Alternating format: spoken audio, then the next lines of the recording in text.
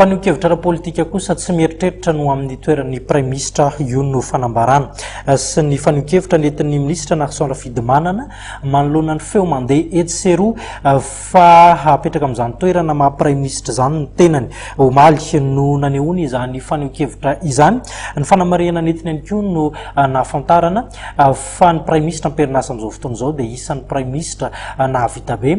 teo amin'izany toerana izany ary indrindra ny fampiroboroboana ny fiainan'ny malagasy toy izao ny fanazavana. Betsaka ny asa nampanao filoam-pirenena ato mbola tsy vita ny tena izay mahatonga izany teny tamin'ny famelanana voalohany teo hoe ato mbola ny zavatra betsaka be mbola tokony ataoko ho an'ny vahoaka malagasy ary izay napetraky ny filoam-pirenena tamiko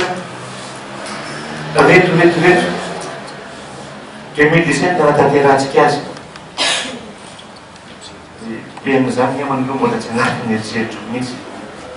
any 2000 kalalao tsy hiko mieritreritry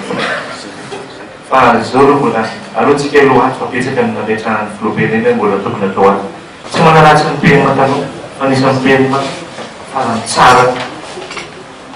io penina